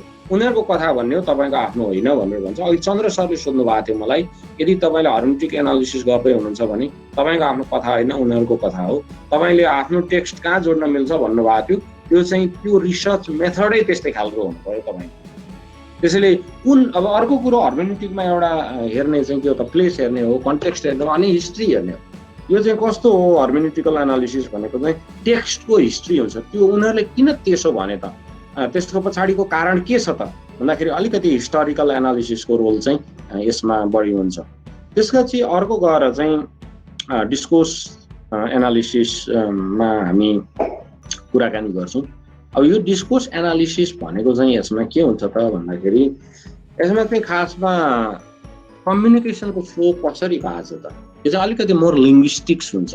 हामीले क्रिटिकल डिस्कोर्स एनालिसिस भन्यो भने चाहिँ यो चाहिँ बढी सोसल थियोरी ड्रिभन हुन्छ, तर डिस्कोर्स एनालिसिस मात्रै चाहिँ होइन कसरी कुन कन्टेक्स्टमा उनीहरूले भने, जस्तो कस्ता क्वेसनहरू रेज गरे होइन, अब कस्ता कुराहरू गरे, time and how the patterns of interaction कस्तो छ, कोड स्विचिङ कस्तो छ। मानौँ न एउटा उदाहरण, नेपाली बोल्दा बोल्दा अङ्ग्रेजी बोल्ने, अनि त्यसपछि पछि कुन शब्दहरू बढी रिपिट भएको छ, कोले बढी बोलेको छ होइन। त्यसैले यो चाहिँ डिस्कोर्स एनालिसिस भने चाहिँ मोर साइको लिङ्गुअल अप्रोच हो, साइको लिङ्गुअल एनालिसिस भन्छ होइन। साइकोलोजी र लिङ्ग्विस्टिक एनालिसिसको चाहिँ यो चाहिँ साइकोलोजिकल र लिङ्ग्विस्टिक एनालिसिसको मिक्स हुन्छ होइन। त्यसले डिस्कोर्सले चाहिँ डिस्कोर्स एनालिसिसले त्यो काम गर्छ। त्यसै गरेर अर्को जुन छ नेक्स्ट चाहिँ सेमियोटिक्स। अघि सेमेन्टिक्सको कुरा गरेँ मैले, meaning systems in local context in a particular domain, जस्तो कार्पेन्टरहरूले मिनिङ कसरी बनाउँदो रहेछन्, ड्रगिस्टहरूले कसरी बनाउँदो रहेछन्, दुर्व्यसनीहरूले, त्यस्तै गरेर डेभिएन्ट ग्रुपले कसरी सो डिफ्रेन्ट ग्रुप्स होइन हामीले स्टडी गर्ने। त्यस्तै टिचरहरू, बच्चाहरू, 3 कक्षामा पढ्ने बच्चा र 10 कक्षामा पढ्ने बच्चाहरूले मिनिङ बनाउने तरिका फरक हुन्छ। त्यो चाहिँ सेमियोटिक भयो, सेमियोटिक एनालिसिस भयो, त्यसको आफ्नै छुट्टै फिल्ड। अर्को चाहिँ साइन र सिम्बलको प्रयोग कसरी, सच एज बडी ल्याङ्ग्वेज होइन। जस्तो हाँस्दा कसरी हाँस्दा होइन, टाउको जस्तो हामी नेपालीले जे गर्दा नि यसरी हल्लाउँछौँ, यस भने हो कि नो भने होइन। कहिलेकाहीँ कन्फ्युजन हुन्छ भन्छन् विदेशीहरूले। मैले सुरुमा म अस्ट्रेलिया जाँदाखेरि तैँले जे गरे नि यसरी हल्लाउँछस्, यसो पो हो त नो भने भन्थे क्या उनीहरू। किन हाम्रो बानी, हाम्रो त्यो दिस इज, अनि म मात्रै होइन, 1-2 जना अरू इन्डियन थियो, उनीहरूले पनि त्यसै गर्थे, यसो गर्थे, जे गरे नि यसो गर्थे कि यस भने हो कि नो भने। पछि मात्रै म चाहिँ कन्सियस भएँ, ए त्यस्तो रहेछ, यस्तो खोज्दा रहेछ नि बडी ल्याङ्ग्वेज। त्यसैले तपाईँले अब त्यो बडी ल्याङ्ग्वेज यो चाहिँ त्यो फेरि बडी ल्याङ्ग्वेज मात्रै होइन, फेरि साइन र सिम्बल जस्तो भनौँ ट्राफिक सिम्बलहरूलाई पनि हामी सेमियोटिक्सको पर्सपेक्टिभबाट एनालिसिस गर्न सक्छौँ। क्लासरुमका नन भर्बल क्युज, नन लिङ्ग्विस्टिक क्युजहरू, क्लासरुमका सिम्बलहरू, क्लासरुमलाई नै एउटा सेमियोटिक एनालिसिस गरिन्छ। रो र कोलम कसरी राखिएको छ होइन, तपाईँको ग्रुप बनाएर राखिएको छ कि क्लास, त्यसलाई चाहिँ हामी सेमियोटिक भन्छौँ। त्यो चाहिँ साइन्स सिम्बल्सहरू चाहिँ फिजिकल अब्जेक्ट पनि अन्तर्गत पर्छ होइन। अर्को चाहिँ कन्टेन्ट एनालिसिस भनेको चाहिँ तपाईँसँग गएको 1 वर्षमा शिक्षा सम्बन्धी कस्ता कस्ता न्युज आयो भनेर हामीले छलफल गर्छौँ। यस सुरेश सरको पिएचडी थेसिसमा अलिअलि युज भएको छ सेमियोटिकको कुरा। गएको 1 वर्षमा शिक्षा सम्बन्धी अथवा मिडियम अफ इन्स्ट्रक्सन सम्बन्धी कतिवटा न्युज पब्लिस भएछन् र ती न्युजहरूले के ओरिएन्ट गरेका रहेछन्, के भनेका रहेछन्, त्यो अनि त्यसको चाहिँ ल्यायो र त्यो कन्टेन्ट एनालिसिस। कन्टेन्ट पनि यसमा चाहिँ कस्तो शब्द रिपिट भयो, फ्रिक्वेन्सी कुनको धेरै छ, कुन कुरालाई बढी जोड दिएको छ, यो अलिअलि क्वाजा स्ट्याटिस्टिक्सको पनि युज गर्न सकिन्छ। यस हाउ टु हियर, त्यो किताब तपाईँसँग छ भने ई फर्मेटमा छ भने भनिदिनु होला, पठाइदिनु होला तपाईँले चाहिँ लिङ्क। त्यसैले यसमा यो अर्को एउटा फेनोमेनोलोजी भन्ने छ, फेनोमेनोलोजिकल एनालिसिस। यसमा मैले यो ह्युरिस्टिक भन्ने हाम्रो ह्युरिस्टिक एनालिसिस पनि भन्नु रहेछ, त्यो फेनोमेनोलोजीबाटै आएको रहेछ। पिओजीको पेपरहरू एकदमै यसो मैले कर्सरी गर्दाखेरि मलाई त्यो लाग्यो। तर मैले अहिले बढी चाहिँ अब फेनोमेनोलोजिकल एनालिसिस भनेको चाहिँ के हो त भन्दाखेरि रिसर्चरको लिभड एक्सपिरियन्स, रिसर्चरले संसारलाई दुनियाँलाई कसरी बुझाएको छ। जस्तो कुनै पनि टिचरले टिचिङको एक्सपिरियन्स के छ त त्यसको स्टडी गर्नु पर्यो भने इन्डिभिजुअलका इडियोसिन्क्रेटिक मिनिङ होइन, सेयर्ड कन्स्ट्रक्ट होइन कि इन्डिभिजुअल इडियोसिन्क्रेटिक, उसको लागि मात्रै हुन सक्ने त्यस्ता मिनिङहरू खोज्नलाई चाहिँ यसमा चाहिँ खासमा चाहिँ रिसर्चर्स एक्सपिरियन्स खोज्ने। त्यसमा पनि मेथड त त्यही हो, थिम बनाउने, थिमबाट खोज्ने होइन, थिममा कोड बनाउने, थिम खोज्ने, त्यसरी नै गर्न सकिन्छ। Okay, thank you. त्यसपछि फाइनल्ली चाहिँ न्यारेटिभ एनालिसिस, खास गरी यसमा चाहिँ अलिकति इन्डिभिजुअल्स स्पिचको एनालिसिस गर्ने। अब यो चाहिँ क्याथरिन रेजमेनको ऊ हो। यसमा चाहिँ ओभरल्याप्स अदर एप्रोचेस, जस्तो अरू डिस्कोर्स एनालिसिस पनि यसमा मिक्स हुन सक्छ। यसमा चाहिँ कन्टेक्स्ट सिचुएसनलाई हेरिन्छ, कोर प्लट हेरिन्छ, स्टोरी हेरिन्छ। खास गरी न्यारेटिभ एनालिसिस भने बडो मलाई चाहिँ एउटा रमाइलो कुरा के लागेको थियो भने जस्तो भनौँ न हाम्रो सुनकेश र रानीको कथा छ है। सुनकेश र रानीको कथामा के हुन्छ, सुनकेश र रानी हुन्छ, त्यसदेखि पछि दाजुहरू हुन्छन् अनि तिनीहरूले अनि पात्र हामीले कुनै पनि स्टोरीलाई कुनै पनि न्यारेटिभ पिसलाई त्योसँग कम्पेयर गरेर एनालिसिस गर्ने चलन हुन्छ। जस्तो एउटा पपुलर कथा भनेको एउटा राजकुमारी हुन्छ, राजकुमारीको बाउ हुन्छ, प्रिन्स चार्मिङ हुन्छ, एउटा राक्षस हुन्छ, राक्षसले गएर राजकुमारीलाई बन्दी बनाउँछ। ओके, अनि त्यो केसमा म यो पहिले भनिसक्छु अनि तपाईँहरूको कुराको जवाब दिउँला। यो न्यारेटिभ एनालिसिस भने चाहिँ त्यो, अनि त्यसलाई ल्याएर जस्तो अब त्यहाँ चाहिँ पात्रहरू हुन्छन्, तपाईँले डाटा कलेक्सन गरेर ठाउँमा चाहिँ अब राजकुमार को हो, राजकुमारी को हो, अनि त्यो पर्सपेक्टिभबाट तपाईँले होल त्यो न्यारेटिभलाई एनालिसिस गर्नुहुन्छ। है, मैले चाहिँ यो डिफ्रेन्ट यो इन्टरनेसनल बिजनेस कन्टेक्स्टमा भएका रिसर्चहरूलाई चाहिँ यसरी न्यारेटिभ, त्यसमा पनि तपाईँको फेरी टेल मेथड भन्छ। फेरी टेललाई लगेर फेरी टेलका पात्रहरूलाई त्यो तपाईँको डेटा कलेक्सन गर्दा आएका पात्रहरूलाई कम्पेयर गरेर एनालिसिस गर्नुहुन्छ। This is one approach. है, यसरी पनि गर्न सकिन्छ। जस्तो तपाईँले चाहिँ रामायण महाभारतका कथाहरूलाई जोडेर न्यारेटोलोजी भन्छ। यस, दिस इज अल्सो कल्ड न्यारेटोलोजी। अब न्यारेटिभ इन्क्वायरी पनि हुनसक्छ, अलिकति अर्को लेभलमा जानुभयो भने। तर यो चाहिँ यसका धेरै मेथड छन्। एउटा मेथड चाहिँ फेरी टेल मेथड हो। फेरी टेलहरू युज गरेर तपाईँले गर्न सक्नुहुन्छ, अथवा कुनै पपुलर फिल्मका क्यारेक्टरहरूलाई कम्पेयर गरेर तपाईँको डेटालाई चाहिँ त्योसँग कम्पेयर गर्दै एनालिसिस गर्नुहुन्छ। जस्तो विनिताजीको चाहिँ तपाईँको गार्डेनिङमा teacher A, teacher B, teacher C, अब एउटा चाहिँ भिलेन होला होइन, एउटा चाहिँ अब कुनै केटी विद्यार्थीहरू होलान् 3-4 जना, अथवा केटै पनि हुनसक्छ, तिनीहरू चाहिँ प्रिन्सेस जस्ता होलान्।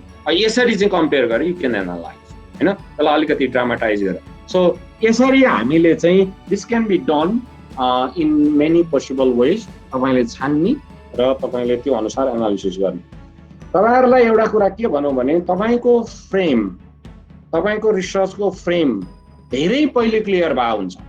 त्यसमा केही चेन्ज आउन सक्छ डेटा एनालिसिस गर्ने, तर तपाईँको मेजर डिपार्चर के हो भन्ने कुरा चाहिँ प्रब्लमेटाइज गर्दै धेरै थाहा भइसकेको हुन्छ।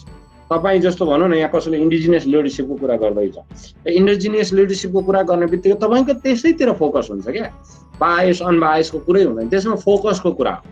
अब त्यो हो, त्यसमा तपाईँको कति भोइस आउने खालको रिसर्च छ, तपाईँको भोइस नआउने खालको रिसर्च चाहिँ depends upon the research purpose. त्यसैले चाहिँ यसरी मैले यहाँहरूलाई यो कुरा चाहिँ नि सेयर गरेँ। अब यहाँहरूका केही कुराहरू छन् भने क्विकली त्यहाँ क्वेसन पोज गरौँ। त्यसपछि म अर्कोमा तपाईँहरूलाई अरू केही कुराहरू म चाहिँ यहाँ सेयर गर्छु। केही कुरा भन्नाले म पेपरहरूको एक्जाम्पल दिन्छु, कसरी लेखिन्छन् त पेपरहरू, अब यो विभिन्न मेथडहरू युज गरेर कसरी एनालिसिस गरिएको छ, कसले कसरी एनालिसिस गर्दो रहेछ भन्ने कुरा चाहिँ then we can talk about that. Okay,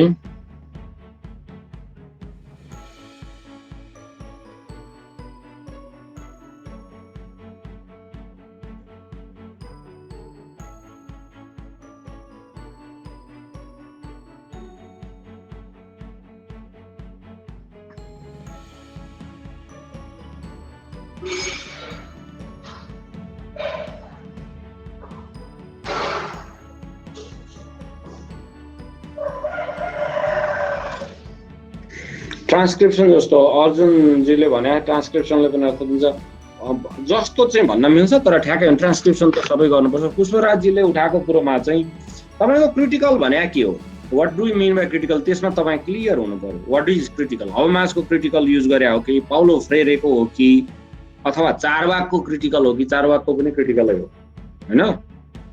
तपाईँको चाहिँ ऋणम कृत्व घृतम यावत जीवित सुखम जीवित ऋणम कृत्व घृतम पिवेत भने पनि क्रिटिकलै हो। कुन चाहिँ critical, which critical? So you have to decide. त्यत्तिकै क्रिटिकल भनेर क्रिटिकल हुँदैन। तपाईँले यदि कम्पलसरी इङ्ग्लिसको हो भने तपाईँको चाहिँ क्रिटिकल लिङ्ग्विस्टिक्सको फ्रेम युज गर्ने हो भने अब त्यहाँबाट क्रिटिक गर्नुहोस् इङ्ग्लिस हेजेमोनी भन्ने त्यो पर्सपेक्टिभबाट त्यही लाइनबाट हेर्नुहोस् सबैलाई होइन। अथवा ग्राम्स्कियन हेजेमोनी हो भने हो, अब हेजेमोनीको कुराबाट तपाईँ सुरु गर्नुहोस् होइन। अनि तपाईँले जुन भन्नुभयो नि ग्राम्स्कियन हेजेमनी, वास्तवमै हेजेमनी हो कि होइन होला, अब जसले इङ्ग्लिस युज गरिरहेको छ उसलाई थाहा होला। न्यू लिबरल आइडियोलोजी चाहिँ हुनसक्छ तपाईँको, न्यू लिबरल आइडियोलोजीलाई तपाईँलाई क्रिटिक गर्ने, न्यू लिबरल आइडियोलोजीको प्रयोग गर्छु होइन कि न्यू लिबरल आइडियोलोजीको क्रिटिक गर्छु भन्ने हो होइन। ग्राम्स्कियन हेजेमनी भने चाहिँ कस्तो हो भने नि, अब कसैले पेलेर उ गरेर लगाउने भने चाहिँ त्यो चाहिँ अर्कै हो। मान्छेले पेल्यो भने पनि हेजेमनी भन्छन्, तर पेलेको कुरा थाहा हुनु भने हेजेमनी होइन। कमसेकम त्यो एउटा लेभलको अवेरनेस हो। यदि बच्चाहरूलाई अङ्ग्रेजी बोल्छन् तर अङ्ग्रेजी मात्रै बोल्दा चाहिँ कोयर्सिभ एन्ड कन्सेन्ट, यस दुइटै हुन्छ। त्यसैले तपाईँको चाहिँ के हो, अब यो ग्राम्स्कियन भनेर ग्राम्स्कीलाई अलिकति बढी बुझ्नु पर्यो हेजेमनी, ओके। कन्सेन्सस कन्सेन्टबाट हो कि अब यो चाहिँ तपाईँको कोयर्सनबाट हो। कन्सेन्ट चाहिँ नि this is very very powerful, subtle is powerful भन्ने छ। त्यसले सटल एस्पेक्ट्सलाई हेर्नलाई तपाईँले त्यही पर्सपेक्टिभबाट एनालिसिस गर्नुपर्ने हुन्छ। यसमा एनालिसिस गर्नु भनेको त्यसलाई राइट गर्नु हो, लेख्नु हो। अघि श्रीकृष्ण सरले उठाउनु भएको थियो, उहाँको पनि अलिकति क्रिटिकल्ली ओरिएन्टेड रिसर्च हो। त्यसले अलिकति क्रिटिकल पर्सपेक्टिभबाट डेटालाई सेन्स गर्नु। अब स्ट्राटेजी चाहिँ अघि रोशनी म्यामले गरे पनि गर्न सकिन्छ, तपाईँले त्यही अनुसार कोड गर्नुहुन्छ, थिम बनाउनुहुन्छ, तर लेख्दा त्यो पर्सपेक्टिभ लेख्नुहुन्छ। एउटा क्वालिटेटिभमा के म्याजिक छैन भने क्वान्टिटेटिभमा जस्तो यसले काम गर्ने रहेन क्या सफ्टवेयरले सबै। तपाईँको आफ्नो human dimension, your creativity is very very important. त्यसैले म अब अलिकति यहाँ मसँग म तपाईँलाई अलिकति यो हामीले सेयर पनि गरेका छौँ त्यसमा डेटा एनालाइसिसमा थ्योरी चाहिँ कसरी लिङ्क गरेर इन्टरप्रिटेसन गर्ने हो सर, त्यसलाई अलिकति अघि मैले भनिनँ। यदि तपाईँले चाहिँ विद्यार्थीले मानव विद्यार्थीले के भन्यो भने हामीलाई अङ्ग्रेजी सरहरूले भन्नुहुन्छ, हामी अनि त्यही भएर स्कुलले भन्छ अनि हामी बोल्छौँ भने मानौँ, एउटा कुरो है। हामी बोल्छौँ भने एउटा थिमहरू आउला के आउला त्यो अर्कै कुरा भन्नुहुन्छ। तपाईँले त्यसलाई कसरी हेर्नुहुन्छ क्या, हो त्यही हो, त्यो एउटा पिस, त्यो पनि डेटै हो। त्यसलाई कसरी हेर्नु, तपाईँले कसरी इन्टरप्रेट गर्नुहुन्छ त्यो भनाइलाई। मैले यहाँ भन्न खोजेँ कुनै एउटा विद्वानको कुरालाई मात्रै इन्टरप्रिटेसन गरिरहने कि विभिन्न समय भएका रिसर्चहरूको फाइन्डिङलाई पनि ल्याएर जोड्दै इन्टरप्रिटेसन गर्नु जोड्दा राम्रो छ भेटेसम्म। ए तपाईँ विभिन्न होइन कि तपाईँसँग रेलेभेन्ट फाइन्डिङहरू कन्ट्राडिक्सन आउनेलाई। तर मुख्य कुरो के चाहिँ हो भने फिल्डको कुरा जहाँसम्म छ, फिल्डको टेक्स्टलाई मानौ अब भनौँ न, होइन हामी त बोलिराखेका छौँ, राजी खुसीले बोलिराखेका छौँ, स्कुलले भने पनि हामीलाई अङ्ग्रेजी मनपर्छ भने उनीहरूले। अब तपाईँले के भन्न सक्नुहुन्छ त्यहाँ भन्दाखेरि उनीहरू मन पराउन बाध्य पारिएका हुन् भनेर एनालिसिस गर्न सक्नुहुन्छ। त्यसको लागि एभिडेन्स खोज्न सक्नुहुन्छ, फर्दर उनीहरूसँग कुरा गर्न सक्नुहुन्छ। वास्तवमा कन्सेन्टको कुरा अघि आयो नि त, त्यसलाई त्यो एङ्गलबाट चाहिँ गर्न सक्नुहुन्छ। फेनोमेनोलोजिकल डेटा एनालिसिस पनि अघि हर्मेनेटिक फेनोमेनोलोजी फरक छ, तर फेनोमेनोलोजिकल डेटा एनालिसिस अघि रोशनी म्यामले भने जस्तै हो, थिम पत्ता लगाउने, कन्टेक्स्चुअलाइज गर्ने, त्यसको बारेमा लेख्ने, त्यही हो त्यसको। टेक्निकल कुरामा कस्तो जस्तो डेटा एनालाइसिस गरिरहँदाखेरि ट्रान्सक्रिप्ट चाहिँ कति वर्डसम्मको ल्याउन सक्ने, पार्टिसिपेन्टले भनेको कुरालाई कति वर्डसम्म मात्र राख्ने भन्ने छ कि के हुन्छ सर त्यसमा? त्यस्तो केही युनिभर्सल नियम छैन, तर सबै ड्याङ्गै त्यहाँ ल्याउन मिल्दैन। त्यसलाई समराइज गर्ने, अलिअलि कोट गर्ने होइन, त्यो चाहिँ उनीहरूको घरबाटै कोट गर्नै पर्छ, कोट गर्दै ल्याउँदै गर्न सकिन्छ। त्यसरी चाहिँ त्यसको खासै केही छैन। जस्तो हामीले रिसर्चको फाइन्डिङहरू अथवा स्कलरहरूको आइडिया ल्याउँदाखेरि चाहिँ छोटो छोटो फ्रेजमा ल्याएकोलाई राम्रो मान्ने कि अथवा लामो ल्याउने कि, त्यसलाई चाहिँ कसरी आफूले, मैले स्कलरली राइटिङ डेभलपमेन्टको कुरासँग जोड्नु खोजेको सर, त्यसलाई के गर्दाखेरि चाहिँ राम्रो मान्नु? त्यसलाई चाहिँ अब अर्काको आवश्यकता पर्दा उनीहरूको कोट अनकोट पनि गर्नुपर्ने हुन्छ, तर धेरै चाहिँ तपाईँले एकदमै धेरै अरूको कोट गरेर मात्रै पनि हुँदैन। तपाईँले त्यसलाई धेरै चाहिँ प्याराफ्रेज गर्नु राम्रो हुन्छ। जस्तो यो लिटरेचर रिभ्यूमा अस्ति सरलाई सोध्न पनि खोजेको थिएँ मैले, यो आफैले हामीले नि मान्ने एउटा प्याराग्राफ लेख्यौँ भने पनि त्यो प्लेजरिजम चेक गर्दाखेरि अरू कसैले भनिसकेको हुँदो रहेछ। अनि लिटरेचर रिभ्यू गरिरहँदाखेरि चाहिँ स्कलरहरूको आइडियालाई मात्र राख्ने, आफ्नो लिङ्क वर्ड मात्र राख्ने हो कि आफ्नो आइडिया पनि राख्ने, स्कलरको आइडिया पनि जोड्दै जाँदा के गर्दाखेरि ठिक हुन्छ? तपाईँले आफ्नो आइडिया भने के?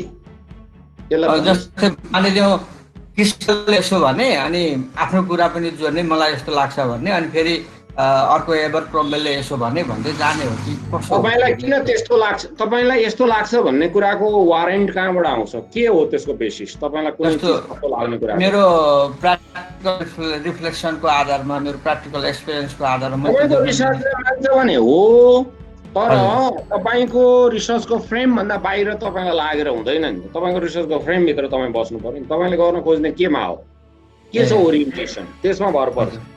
तपाईँले न्यारेटिभ इन्क्वायरी गरिरहनु भएको छ भने तपाईँको रिभ्यू पनि न्यारेटिभ हुनसक्छ होइन। क्रिटिकल छ भने अब तपाईँको यस Sarojji is writing there, it's all about यो रेटोरिकल आर्गुमेन्टेटिभ स्टाइल। तपाईँको रेटोरिकल स्टाइल के हो त्यो चाहिँ अहिले मैले यस्तो गर्नु सक्छ हुँदैन। अघि जस्तो रोशनी म्यामले गरेको पनि हो, श्रीकृष्ण सरले गरेको पनि हो, दुइटै सत्य हो, तर दुइटैको कन्टेक्स्ट फरक हुन्। बुझ्नु भएन के त? त्यसैले त्यो कुन कन्टेक्स्टमा सरले लेख्दै हुनुहुन्छ भन्ने कुरामा भर पर्छ। Let me share one paper है त, हामी फेरि अहिले छलफल गरौँला। जस्तो यो चाहिँ मानौ एउटा पेपर जर्नलमा निस्केको, mapping transformative learning the potential of neuro linguistics programming भन्ने छ। मैले तपाईँलाई यो पेपरको रूप मात्रै देखाउन खोजेँ, यसमा म यो कन्टेन्टमा जान खोजेँ होइन। एब्स्ट्र्याक्ट छ होइन, एब्स्ट्र्याक्टमा के भनेको छ त भन्दाखेरि के छ, यसको प्रब्लम के हो, कुन मेथड गरिया छ, अनि यसको फाइन्डिङ्स के हो अथवा यसको इन्साइट्स के हो भन्ने कुरा भनिया छ। जस्तो यहाँ चाहिँ के भन्छ भन्दाखेरि the article illustrates the application of NLP neuro linguistic programming in the field of transformative learning providing an example of its potential for empirical investigation भन्छ। त्यसले पेपरका धेरै पर्पसहरू हुन्छन्। यसले इन्ट्रोडक्सन गर्यो, इन्ट्रोडक्सनमा एनएलपीलाई जोड्यो होइन, एनएलपीको कुरा गर्यो, कन्टेक्स्टको कुरा गर्यो। त्यसपछि ट्रान्सफर्मेटिभ लर्निङ, किनभने एनएलपीलाई ट्रान्सफर्मेटिभ लर्निङसँग जोड्न खोज्दैछ। ट्रान्सफर्मेटिभ लर्निङको बारेमा थ्योरी र इस्युहरू के हुन् भनेर लेख्यो। त्यसदेखि पछि मेजिरोको, किन ट्रान्सफर्मेटिभ लर्निङमा मेजिरोको कुरा बढी हुन्छ होइन। त्यसैले अब यहाँ चाहिँ यो लामो चाहिँ ट्रान्सफर्मेटिभ लर्निङको बारेमा छलफल छ। अनि त्यसपछि न्युरो लिङ्ग्विस्टिक प्रोग्रामिङको बारेमा छलफल छ। त्यसलाई चाहिँ एउटा लिट्रेचर रिभ्यू नै हो यो। अब यो चाहिँ थीम अनुसारको लिट्रेचर रिभ्यू छ पेपरमा भएकोले। अनि त्यसदेखि पछि तपाईँको एनएलपी र एकाडेमीको रिलेसनसिपको कुरा गर्यो। अनि ट्रान्सफर्मेटिभ लर्निङसँग चाहिँ खासै जोड्याएर रहेनछ। त्यसो भइसकेपछि अलिक तल गइसकेपछि कसरी यसलाई ट्रान्सफर्मेटिभ लर्निङसँग जोड्न सकिन्छ भनेर अलिकति केही पर्सपेक्टिभहरू ल्यायो, दुईवटा पर्सपेक्टिभहरू ल्यायो, मेटा मोडल र न्युरोलोजिकल लेभल्सको लेभल अनि मेटाफोर र सिम्बलहरू, सरी तीनवटा पर्सपेक्टिभ ल्यायो।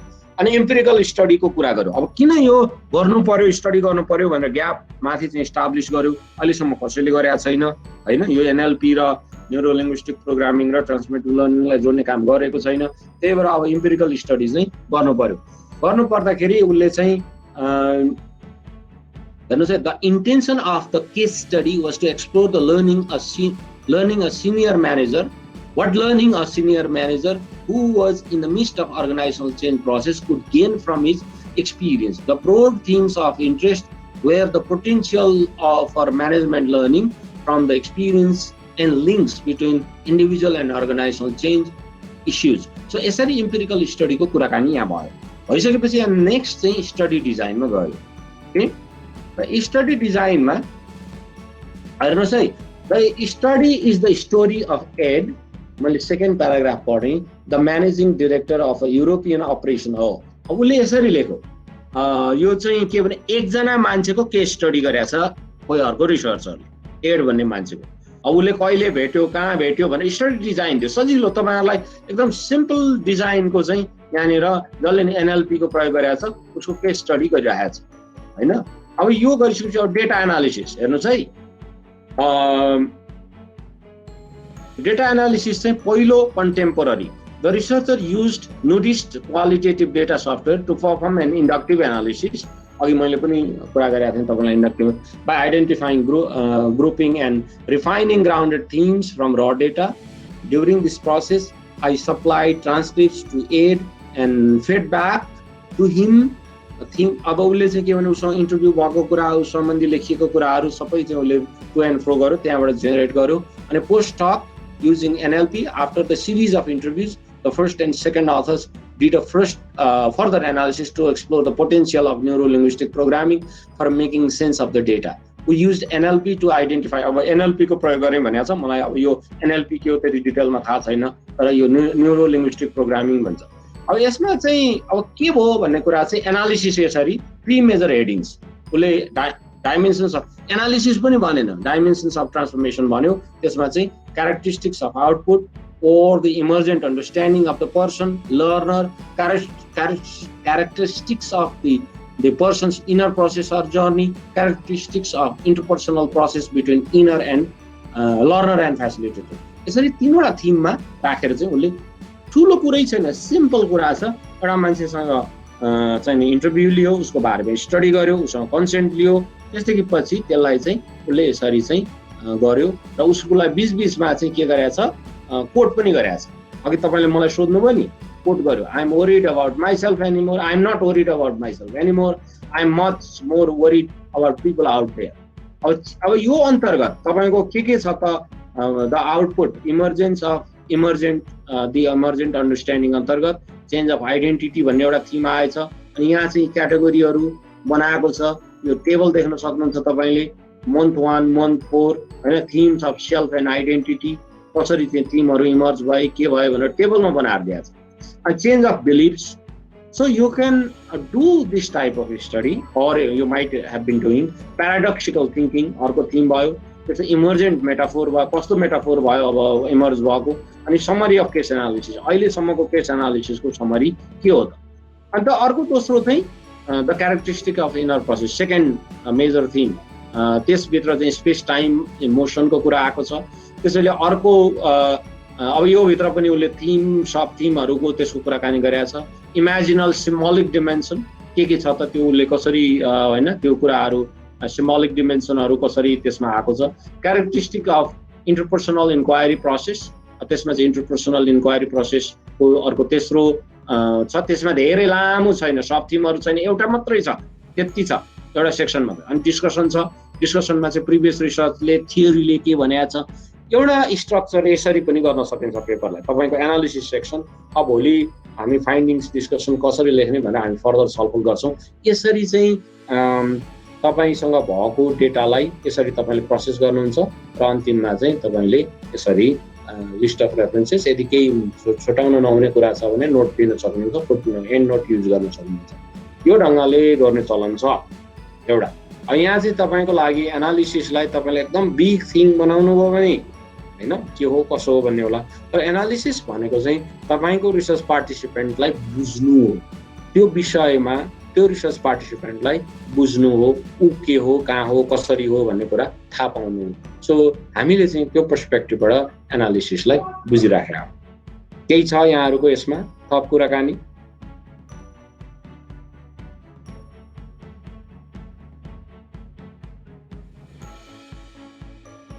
पार्टिसिपेटरी यसको बारेमा अलिकति ओके, भ्यालु लेडेन भनेको त्यही भएर हो कि ओके रिसर्चरको पर्सपेक्टिभ अनुसार एनालिसिस गर्ने भनेर।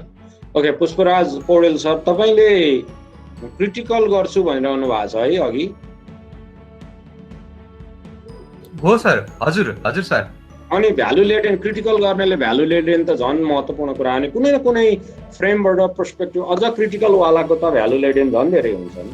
भ्यालु बिना त भ्यालु चाहिँ के हो त क्रिटिकलको भन्दाखेरि चेन्ज हो, सोसल जस्टिस हो, त्यो बिना त क्रिटिकल रिसर्च हुँदैन।